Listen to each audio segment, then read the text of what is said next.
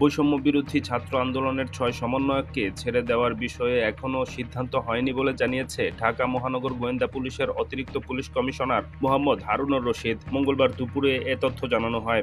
DB প্রধানের দাবি, কোটা সংস্কার বৈষম্য বিরোধী ছাত্র আন্দোলনের ৬ সমন্বয়ক ডিবি হেফাজতে রয়েছে নিরাপত্তার স্বার্থে। তারা হলেন মোহাম্মদ নাহিদ ইসলাম, সার্জিস আলম, মোহাম্মদ আবু বাকের মজুমদার, আসিফ মাহমুদ ও নুসরাত তাবাসসুম। এদিকে বৈষম্য বিরোধী ছাত্র আন্দোলনের ৬ সমন্বয়ক সহ যাদের ডিবি হেফাজতে রাখা হয়েছে তাদের ২৪ ঘন্টার মধ্যে নিঃশর্ত মুক্তি দেওয়ার আলটিমেটাম দিয়েছে ক্ষুব্ধ নাগরিক সমাজ। মঙ্গলবার দুপুর ১২টায় ডিআরইউ সাগররণী মিলনায়তনে হত্যা, অবৈধ আটক ও নির্যাতনের বিচার চাই শীর্ষক এক অনুষ্ঠানে এ আলটিমেটাম দেন ট্রান্সপারেন্সি ইন্টারন্যাশনাল বাংলাদেশ টিআইবির নির্বাহী পরিচালক ডক্টর ইফতেখারুজ্জামান। প্রতিটি মানুষ নিরাপত্তাহীনতায় ভুগছে। ডিবি বলছে আমাদের শিক্ষার্থী কোঅর্ডিনেটরদেরকে, সমন্বয়কদেরকে নিরাপত্তা দেওয়ার জন্য তাদের ডিবি কার্যালয়ে নিয়ে যাওয়া হয়েছে। এটা কত অবৈধ, অসাংবিধানিক সেটি ইতিমধ্যে বলা হয়েছে। ডিবি কর্তৃপক্ষের কথাই ধরে নেই।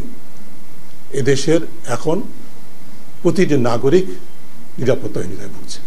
তাহলে আপনি কি সারা দেশটাকে ডিবি কার্যালয়ে রূপান্তর করবেন? করেন। যারা সহিংসতার জন্য দায়ী, যারা হত্যাকাণ্ডের জন্য দায়ী, যারা নির্বিচারে আটকের জন্য দায়ী, যারা মানুষের অধিকার হরণের জন্য দায়ী, তাদের সকলেরই বিচার চাই।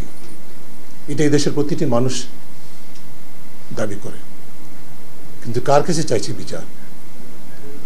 এই বিচারে যে ফার্স্ট পোর্ট অফ কল, যেগুলো আইন প্রয়োগকারী সংস্থা, বাংলাদেশের ইতিহাস, সাম্প্রতিক ইতিহাস যা বলে, এমন কোনো অপরাধ নাই বাংলাদেশে যেটির মধ্যে আইন প্রয়োগকারী সংস্থার অংশগ্রহণ নেই। আমরা সরাসরি ২৪ ঘন্টা যে আলটিমেটামটা দিচ্ছি সেটা হচ্ছে ডিবি কার্যালয়ের তথাকথিত নিরাপত্তার নামে যে আমাদের সমন্বয়কদের, শিক্ষা আন্দোলনের সমন্বয়কদেরকে যে আটক রাখা হয়েছে, তাদেরকে বলপূর্বক স্টেটমেন্ট ইস্যু করানো হয়েছে, তাদেরকে নিঃশর্ত মুক্তি দিতে হবে ২৪ ঘন্টার ভিতরে। যে অবিশ্বাসের পরিবেশ যেটা তৈরি হয়েছে এবং প্রতিনিয়ত যে ধরনের কথা বলা হচ্ছে এবং তার সাথে কাজের যে আচরণ দেখা যাচ্ছে, ওরা বোধহয় এই তো দেওয়ালে লিখেছে যে দিনে নাটক, রাতে আটক।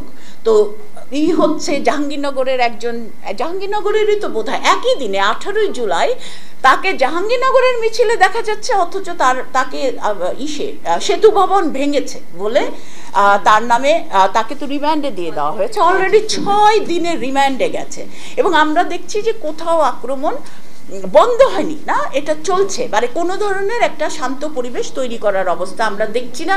এটার কঠোরভাবে প্রতিবাদ করে যদি আসলেই শান্তি ফিরিয়ে আনতে হয় এবং সমস্ত কিছুর ঊর্ধ্বে যেহেতু জীবন, সেহেতু সেইভাবে কাজ করতে হবে, সেই ওয়াদা রাখতে হবে এবং সেভাবে এগিয়ে আসতে হবে।